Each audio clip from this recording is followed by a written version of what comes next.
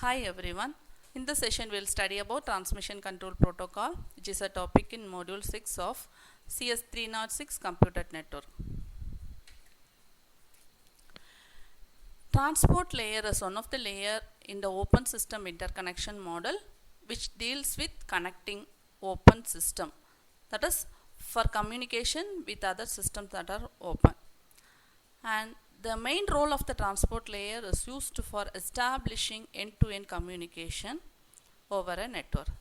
So this transport layer establish a logical communication between the host process and host process in the center side and the process in the receiver side. So this communication is established through number of transport protocols such as TCP, UDP, SCTP, DCCP. So in this lecture we'll study in detail about one of the transport layer protocol, that is transmission control protocol, which support for establishing reliable communication. TCP is a connection oriented protocol and which is used for supporting point to point communication. So it is a reliable type of communication since the receiver will send an acknowledged message as a confirmation message for the message that has been received. So we say that it is a reliable communication and support full duplex communication, that is 2-on-4 communication, and reliable connection startup. And so we are easily able to predict about the updated data that has also been received. And data can be sent without any loss, as the during connection establishment the data will be sent and received. After the connection is released, the data won't be received in the receiver side. So this prevents the loss of data. Coming to the TCP header format, so it contains number of components. We'll study in detail one by one. First is a 16-bit source port number which identifies the source user process, 16-bit destination port number which identifies the destination user process. Next is the sequence number. The sequence number is the number of the first byte in the second. Sequence number specifying the unique identity for the first byte in the segment, and acknowledgement number tells about the next byte that is expected. Next is a header length of 4-bit. Then it has 6 fields telling about the reserved bits. They are urgent pointer field, acknowledgement field, push function, reset the connection, synchronize the sequence number. Next is fin. It tells about no more data from the center. Then a 16-bit window size. It tells about the maximum amount of data that can be received. Then a checksum value, which is a value used for detecting error, whether error has occurred or not. Then urgent pointer points to the byte following the urgent data. This let the receiver know how much data it should deliver. Next is about the optional fields such as maximum segment size and timestamp value. Along with that, the data, the actual data that has to be sent. Then next is about the services provided to the upper layers. So this diagram tells about the relationship that exists between transport layer, application layer, and the network layer. So transport layer makes use of the services that is provided by the lower layer, that is the network layer. So while establishing the communication, so we expect a efficient, reliable, and cost effective service for the users. That is done through the application process. To achieve this goal, transport layer makes use of the services provided by the network layer. So the important process or role that is performed by the transport layers is through the transport entity. Transport entity is the hardware and software within the transport layer that does this particular function. And the transport layer entity is located in the operating system.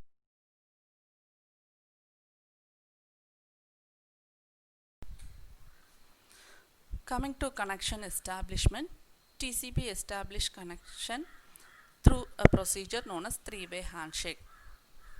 So, three different types of messages are exchanged between the sender as well as the receiver. The sender sends a segment with a synchronization value. Synchronization is a sequence number. The receiver reply with an acknowledgement along with its own sequence number. And the next third message is the sent from the sender side as a acknowledgement for the message received from the host along with its sequence number.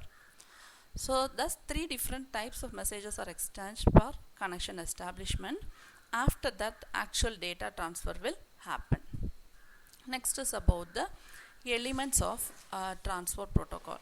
So elements of transport protocol include addressing, connection establishment, connection release, flow control and buffering, multiplexing and crash recovery. So the transport layer services are implemented by these elements.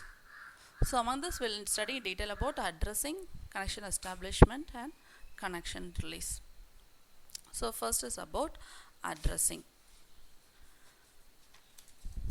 When an application process wishes to establish a service connected to a remote application process, it must specify to which it need to be connected, also to whom each message has to be sent, and it has to identify, that is, it has to identify the receiver end.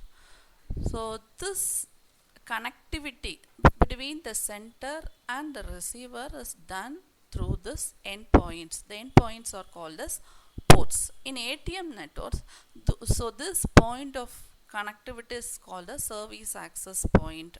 In transport layer it is called TSAP, transport layer service access point. In network layer it is also called as network layer service access point.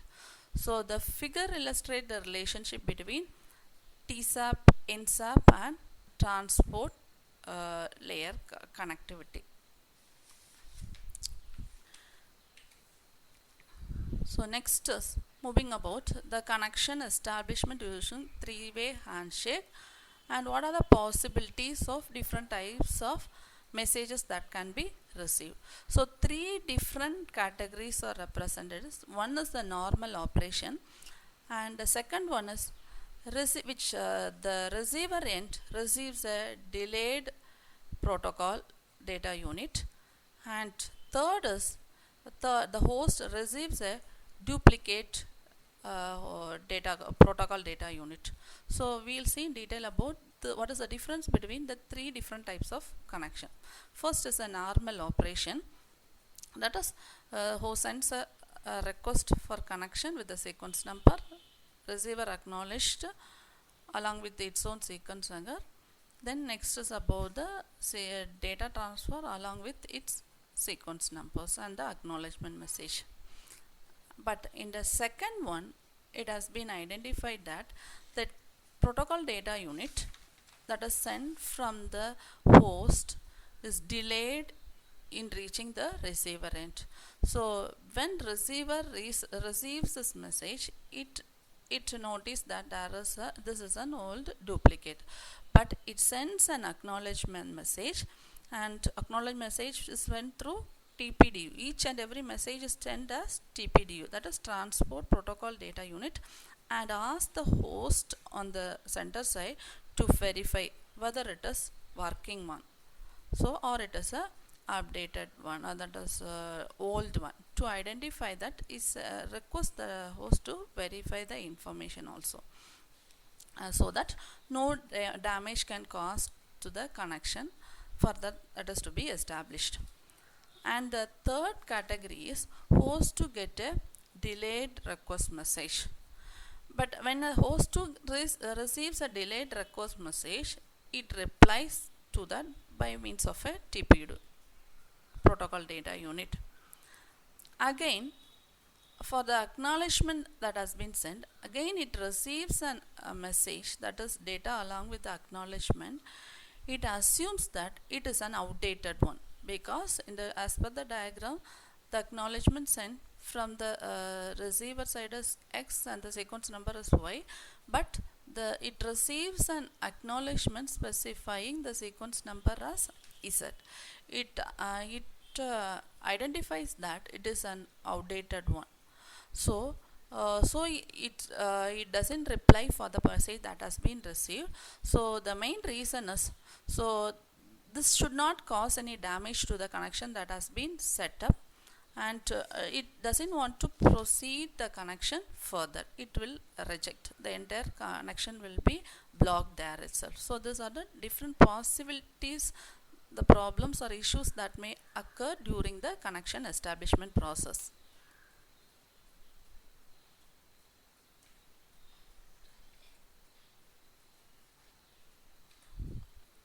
Next is connection release. So after connection establishment and the data transfer, the host will send a request for releasing the connection.